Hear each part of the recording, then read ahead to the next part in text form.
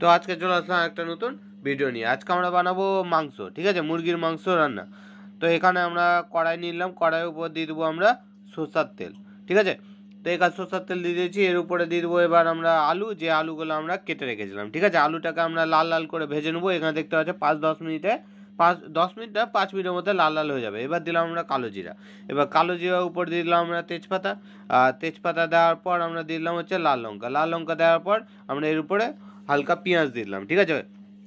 এখানে পেঁয়াজ দিয়ে দিলাম, পেঁয়াজ দেওয়ার পর আমরা দিয়ে দিলাম হচ্ছে এখানে আদা, এবার আদা দেওয়ার পর আমরা দিয়ে দিলাম রসুন, রসুন দেওয়ার পর আমরা দিয়ে দেবো হচ্ছে লাল লঙ্কা, লাল লঙ্কা দেওয়ার পর দিব জল। এবার এটা চলে যাবো মিক্সিতে পিসাতে।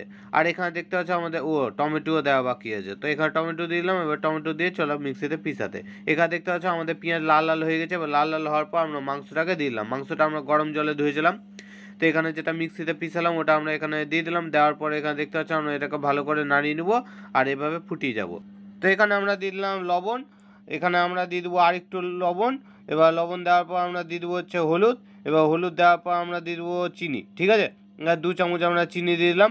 এবার চিনি দেওয়ার পর আমরা এটাকে ভালো করে নাড়িয়ে দেবো, দেখতে হচ্ছে। তো এখানে দেখতে হচ্ছে আবার ফুটিয়ে যাচ্ছি এটাকে। তো ফুটাতে ফুটাতে এখানে আমরা নিলাম টক দই, এবার টক দইয়ের উপর আমরা দিয়ে দিলাম জিরা গুঁড়া, ঠিক আছে, আর দিয়ে দিলাম ধনা গুঁড়া, তারপর দিব আমরা গোলমরিচ গুঁড়া, তারপর দিয়ে দেবো আমরা গরম মশলা গুঁড়া, ঠিক আছে, তারপর দিলাম আমরা লঙ্কার গুঁড়া। এবার লঙ্কা গুঁড়া দেওয়ার পর আমরা এটাকে ভালো করে নাড়িয়ে নিলাম, দেখতে হচ্ছে পুরো মাখিয়ে নেবো। মাখিয়ে নেওয়ার পর এখানে একটু নাড়িয়ে নেওয়ার পর আমরা ওটাকে ঢেলে দেবো, ঠিক আছে।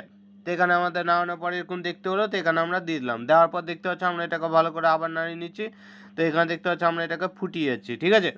এবার ফুটাতে ফুটাতে আলু যেটা আমরা ভেজে রেখেছিলাম ওই আলুগুলোও দিয়ে দিলাম। এবার দেওয়ার পর এখানে আমরা ঢেকে দিলাম পুরো 10 মিনিটের জন্য। এবার 10 মিনিট পর আমরা উঠালাম, উঠিয়ে নেওয়ার পর এখানে আবার নাড়াতে হবে, ঠিক আছে। আর নাড়াতে নাড়াতে এখানে দেখতে পাচ্ছি আমাদের একদম শুকিয়ে যাবে। শুকিয়ে যাওয়ার পর এখানে আমাদেরকে জল দিয়ে দিতে হবে, ঠিক আছে, যতটুকু ঝোল দরকার অতটুকু, অল্প জল দিলেও চলবে, বেশি জল দিলেও চলবে। তো এখানে আমরা জল দিয়ে দিয়েছি, খালি লবণ একটু কমে যায়, ওই লবণটা টেস্ট করে তোমাদেরকে লবণ দিয়ে দিতে হবে।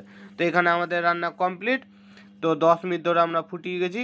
তো এখানে আমাদের রান্না কমপ্লিট আর ভিডিও শেষ। উপরে 4টা ভিডিও দেখা যাচ্ছে, ওগুলোর মধ্যে একটা ভিডিও ক্লিক করলে আমাদের নেক্সট ভিডিও চালু হয়ে যাবে। আর ভিডিও দেখার জন্য ধন্যবাদ। আর ভিডিওকে লাইক করে দেবেন, শেয়ার করে দেবেন। আর কিছু বলার নাই। মা কিছু বলবে? বলে দাও। কিছু বলবে না? তো এখানে ভিডিও শেষ, এখানে হয়ে গেছে, আর কিছু বলার নাই। কিন্তু ভিডিও শেষ হচ্ছে না কেন? এখানে শেষ হতে চলে, আর কিছু বলার নাই। শেষ। আরেকটু এর তো শেষ হতে চললো, আরেকটু। হ্যাঁ, এই যে এখানে শেষ।